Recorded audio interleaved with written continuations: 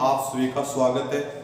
पिछले वीडियो में हम पढ़ रहे थे DL nomenclature of organic compounds. आज हम पढ़ रहे हैं some examples of DL nomenclature. तो पिछले वीडियो में हमने माना था कि ग्लिसरॉल्डिहाइड को डीएल नोमेनक्लेचर का आधार माना था। किसको आधार माना था? ग्लिसरॉल्डिहाइड को।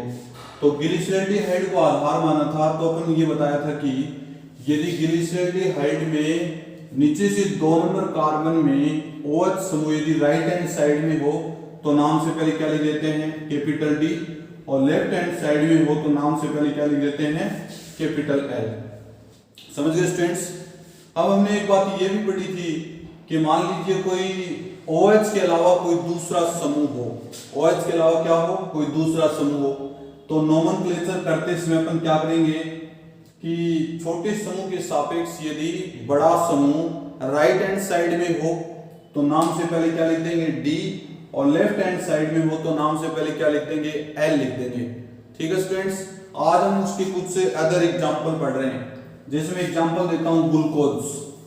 एक ग्लूकोज दे दिया मैंने। ग्लूकोज का अपन लिखते हैं CHO H OH CHO H H OH CH OH और एक लेंगे CH2OH। तो अपन इसको देखेंगे। इसमें देखो OH समूह राइट हैंड साइड में, इसलिए नाम लिखेंगे D प्लस ग्लूकोज। क्या लिखेंगे? D plus glucose. कोई दिक्कत स्टूडेंट्स? अब D प्लस ग्लूकोज मान लीजिए फ्रक्टोज भी लिखे अपन, जैसे फ्रक्टोज लिख दिया मैंने CH2OH, और यहां लिखेंगे कीटोसुम, और यहां लिखेंगे HO H H OH, और यहां लिखेंगे H, और यहां लिखेंगे OH, फिर नीचे लिखेंगे CH2OH। अब देखो इसमें 2 नंबर कार्बन यही है, इसमें OH समूह राइट हैंड साइड में, तो आप लिखेंगे D minus fructose, D minus fructose. समझ गए स्टूडेंट्स? तो D प्लस फ्रक्टोज और D माइनस फ्रक्टोज। कोई दिक्कत? अब आगे देखो स्टूडेंट्स, नेक्स्ट एग्जांपल अपन पढ़ रहे हैं। सपोज दैट एक कंपाउंड देते हैं आपको, जैसे CH3 CHCl, और यहां लिखेंगे C2H5। समझ गए स्टूडेंट्स? अब उस ऊपर आप लिख देते हैं C2H5 और यहां लिख देते हैं CH3। तो नीचे से 2 नंबर कार्बन 1 2, तो Cl समूह छोटे समूह के राइट हैंड साइड में, लेफ्ट हैंड साइड में? राइट हैंड साइड में, इसलिए नाम से पहले क्या लिख देंगे? D plus chlorobutane, 2 chlorobutane. क्या लिखेंगे? D plus 2 chlorobutane.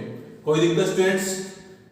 तो ये इस प्रकार से आपको क्या करना है कि नीचे से 2 नंबर जो कार्बन है उसमें OH समूह यदि राइट हैंड साइड में हो तो D लगा देना है, और लेफ्ट हैंड साइड में हो तो L लगा देना है। अब देखो इसमें ये भी बताया मैंने कि OH समूह के अलावा कोई दूसरा समूह हो तो छोटे समूह के सापेक्ष हाइड्रोजन या छोटे समूह के सापेक्ष यदि बड़ा समूह राइट हैंड साइड में हो तो नाम से पहले क्या लिखेंगे? D, और लेफ्ट हैंड साइड में हो तो नाम से पहले क्या लिखेंगे? L लिखेंगे।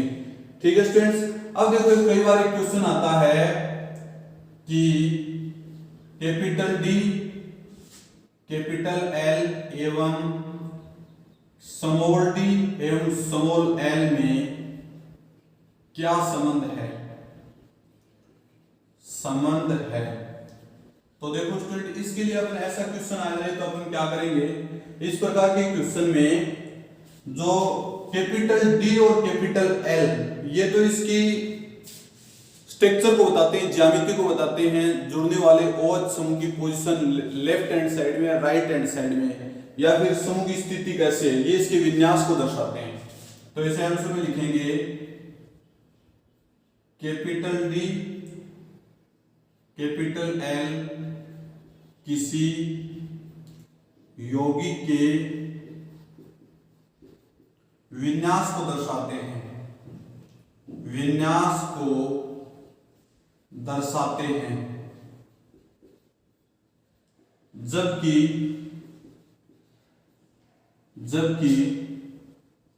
स्मॉल डी एवं स्मॉल एल किसी यौगिक के प्रकाशिक गुण को दर्शाते हैं, प्रकाशिक गुण को दर्शाते हैं। समझ पा रहे हो मैंने क्या होता है? कैपिटल डी और कैपिटल एल किसी यौगिक के विन्यास को दर्शाते हैं, जबकि स्मॉल डी और स्मॉल एल किसी यौगिक के प्रकाशिक गुण को दर्शाते हैं। अब देखो, मान लीजिए कोई यौगिक समतल ध्रुवित प्रकाश के तल को दक्षिण ध्रुवण दिशा में घुमा देता है, तो उसके नाम से पहले अपन लिखेंगे डी। उसके नाम से पहले क्या लिखेंगे? डी। और कौन सा डी? Small D. और यदि कोई यौगिक समतल ध्रुवित प्रकाश के तल को वाम ध्रुवण गुण दिशा में घुमा देता है, तो नाम से पहले क्या लिखेंगे? Small L.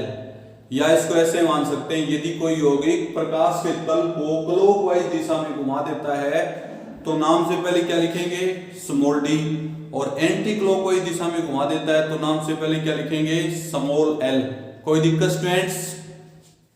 तो ये था आपका डी एल और डी स्मॉल डी एल में अंतर। कोई दिक्कत स्टूडेंट्स? नेक्स्ट हेडिंग डालो, प्रकाशिक समावियों के नामांकन की आरएस पद्धति। हेडिंग डालेंगे भी,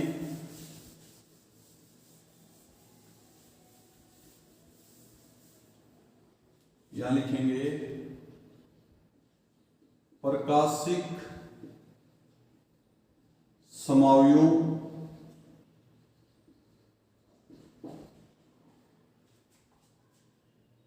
के नामांकन की आरएस पद्धति। प्रकाशिक समावियों के नामांकन की आरएस पद्धति। RS nomenclature of optical isomerism. RS nomenclature of optical isomerism. प्रकाशिक समावियों के नामांकन की आरएस पद्धति। RS nomenclature of optical isomerism.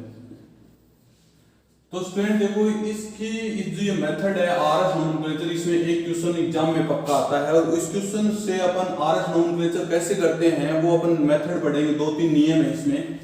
सबसे पहले तो क्या करेंगे, जब कोई किरेल कार्बन है, उस किरेल कार्बन में जुड़े हुए परमाणुओं को वरीयता क्रम के अनुसार व्यवस्थापित किया जाता है। पहला नियम क्या कहता है? किरेल कार्बन, सपोज दैट, यहां लिखेंगे H, यहां लिखेंगे Cl, यहां लिखेंगे Br और यहां लिखेंगे I। ये किरेल कार्बन है। बीच वाला कौन सा कार्बन है? Chiral carbon. और किरेल कार्बन से जुड़े हुए परमाणुओं को अंग्रेजी वर्णमाला के वरीयता क्रम के अनुसार व्यवस्थापित किया जाता है।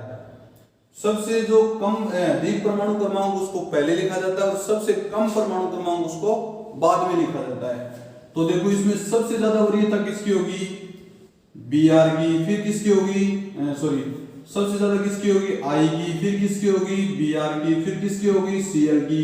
और सबसे कम किसकी है? H की। इस नियम में सबसे पहला पॉइंट क्या है कि अंग्रेजी वर्णमाला के परमाणु क्रमांक के वरीयता क्रम के अनुसार इनको व्यवस्थापित किया जाता है। किरेल कार्बन से जुड़े हुए परमाणुओं को परमाणु क्रम की वरीयता क्रम के अनुसार व्यवस्थापित किया जाता है। सबसे ज्यादा परमाणु क्रमांक होता है उसको पहले लिखा जाता है, और सबसे कम होता है उसको लास्ट में लिखा जाता है। ये पहला नियम है। दूसरा नियम में यदि मान लीजिए आपने अनुक्रम का नियम पढ़ा था, इसमें कोई डबल बॉन्ड या ट्रिपल बॉन्ड युक्त समूह जुड़ा हो, तो उसको अपन डबल बॉन्ड को 2 के बराबर मान लेते हैं और ट्रिपल बॉन्ड को 3 के बराबर मान लेते हैं। ये नियम था ना। अब दूसरे नियम में एक बात बता रहा हूं आपको कि दूसरे नियम में इसको एक मॉडल के रूप में देखा जाता है। किसके रूप में देखा जाता है? मॉडल। और जिसकी वरीयता सबसे कम होती है उसको नीचे दर्शाया जाता है। ये मॉडल बना दिया मैंने भाई। सबसे ज्यादा जैसे इसको नीचे दर्शाएंगे, सपोज दैट मैंने इसको ऐसे लिख दिया भाई Cl C, यहाँ Br, यहाँ I और यहाँ H सबसे कम वरीयता है। इसको मैं 1 नंबर दूंगा, इसको मैं 2 नंबर दूंगा, इसको मैं 3 नंबर और इसको मैं 4 नंबर। समझ गए? एक मॉडल बना दें इसका। इस मॉडल को कैसे बनाएंगे देखो, जैसे C यहाँ लिखेंगे Cl, यहाँ लिखेंगे Br, यहाँ लिखेंगे I और यहाँ लिखेंगे H। इस प्रकार से मॉडल बनाते हैं। समझ गए? मॉडल बनाने के बाद तीसरा नियम ये कहता है, थर्ड जो नियम है वो ये कहता है कि मॉडल बनाने के बाद ये देखा जाता है कि हमारी आंखें क्लॉकवाइज दिशा में घूम रही है या एंटी क्लॉकवाइज दिशा में घूम रही है। क्लॉकवाइज दिशा में घूम रही है या एंटी क्लॉकवाइज में। देखो इसे, सपोज दैट इस मॉडल को मैं यहां रख रहा हूं Cl C, यहां लिखेंगे Br, यहां लिखेंगे I और यहां लिखेंगे H। ठीक है, 1 नंबर किसको दे, इसको 2 नंबर Br को, 3 नंबर Cl को, 4 नंबर H को। तो आंखें कैसे घूम रही है अभी, क्लॉकवाइज घूम रही है कि नहीं घूम रही? आंखें कैसे घूम रही है, क्लॉकवाइज। देखना भी, यदि इधर से ऐसे चलेंगे तो क्लॉकवाइज हुआ नहीं होगा। और H हमारा देखो, H तो नीचे है बेटा, H नीचे है, ऊपर क्या है Cl, साइड में क्या है I, एक साइड में क्या है Br। तो आंखें कैसे घूमेंगी, सबसे ज्यादा से सबसे कम की तरफ जाएंगी। तो सबसे कम की तरफ जाएंगे तो क्लॉकवाइज होगा नहीं होगा?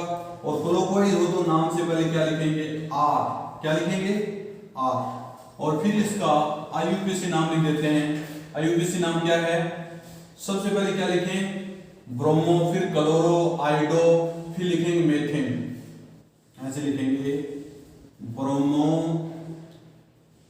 क्लोरो, फिर लिखेंगे आइडो और फिर लिखेंगे मेथेन। क्योंकि नाम समझ गए? यदि आंखें क्लॉकवाइज दिशा में घूम रही हैं तो इसको क्या लिखेंगे R, ब्रोमो, क्लोरो, आइडो, मेथेन। और यदि आंखें एंटी क्लॉकवाइज दिशा में घूम रही है तो नाम से पहले क्या लिखेंगे S। देखना भाई, इसको मैं ऐसे लिख देता हूं, यहां सपोज दैट I है, यहां क्या है आपके पास Br है, यहां क्या है H है, यहां क्या है Cl। 1 नंबर इसको देंगे, 2 नंबर इसको देंगे, 3 नंबर इसको देंगे और 4 नंबर हाइड्रोजन को। तो आंखें देखो कैसे घूम रही है मेरी, एंटी क्लॉकवाइज। आंखें कैसे घूम रही है, एंटी क्लॉकवाइज। तो नाम से पहले क्या लिखेंगे S, नाम से पहले क्या लिखेंगे S। और पूरा नाम क्या हो जाएगा ब्रोमो, I क्या लिखें आइडो, फिर क्या लिखें ब्रोमो, क्लोरो, आइडो, ब्रोमो, क्लोरो, आइडो और फिर क्या लिखें मेथेन, ब्रोमो, क्लोरो, आइडो, मेथेन। कोई दिक्कत स्टूडेंट्स? तो ये मुख्य बात थी इसमें। सबसे पहले तो अपन क्या करते हैं, सबसे पहले अपन अंग्रेजी इसको वरीयता क्रम के अनुसार व्यवस्थापित करते हैं।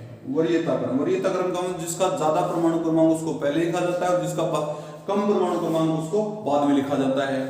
दूसरा पॉइंट ये था, उसको मॉडल बनाते हैं, मॉडल बना के रखा जाता है। सबसे कम वरीयता वाले को नीचे की तरफ दर्शाते हैं और अधिक वरीयता वाले को ऊपर रखते हैं। अब देखो मॉडल के बाद तीसरा जो पॉइंट था, मॉडल के बाद ये देखते हैं अधिक वरीयता से कम वरीयता की तरफ जाएं तो हमारी आंखें क्लॉकवाइज दिशा में घूम रही हैं या एंटी क्लॉकवाइज में। यदि क्लॉकवाइज दिशा में घूम रही है तो नाम से पहले क्या लिख देते हैं R, और एंटी क्लॉकवाइज दिशा में घूम रही है तो नाम से पहले क्या लिख देते हैं S। कोई दिक्कत स्टूडेंट्स? अब आगे देखो भाई, नेक्स्ट एग्जांपल बता रहा हूं मैं आपको इसका। नेक्स्ट एग्जांपल, सपोज दैट एक एग्जांपल लिख दिया मैंने, यहां लिख दिया CH3CH, यहां लिख दिया Br और यहां लिख दिया OH। ठीक है, तो सबसे पहला नियम अपने को क्या करना है, सबसे पहला नियम ये देखना है कि सबसे ज्यादा परमाणु क्रमांक वाला समूह कौन सा है, Br है, इसको क्या दे देंगे 1 नंबर। दूसरा देखो जस्ट इससे कौन जुड़ा हुआ है, अधिक परमाणु क्रमांक वाला ऑक्सीजन जुड़ा है, इसको 2 दे देंगे। तीसरा देखो भी कौन जुड़ा हुआ है, सी जुड़ा हुआ है, इसको 3 नंबर दे देंगे, समझ गए। और उसके बाद अपने क्या करना है, 4 नंबर किसको देंगे, हाइड्रोजन। तो आंखें देखो कैसे घूम रही हैं, ऐसे घूम रही, तो इसको बोलेंगे एंटी क्लॉकवाइज। क्या बोलेंगे, एंटी क्लॉकवाइज। तो नाम से पहले क्या लिखेंगे, एस। क्या लिखेंगे, एस। और कंपाउंड का नाम हो जाएगा ब्रोमो एथेनॉल, ब्रोमो एथेनॉल। समझ गए स्टूडेंट्स, मैंने क्या बताया, ब्रोमो एथेनॉल। कोई दिक्कत। नेक्स्ट एक कंपाउंड और देता हूं आपको, फिर एक मेथड और बताऊंगा अलग से आपको। यहां मैंने कंपाउंड लिख दिया C2H5, यहां लिख दिया Br, यहां लिख दिया NH2 और यहां लिख दिया CH3। ये कोई कंपाउंड है, ये क्लियर कार्बन है।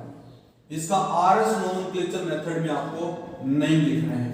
तो सबसे पहले क्या करेंगे, अधिक परमाणु क्रमांक वाला Br, फिर किसको लेंगे, नाइट्रोजन को, फिर किसको लेंगे, कार्बन और कार्बन दोनों इक्वल है।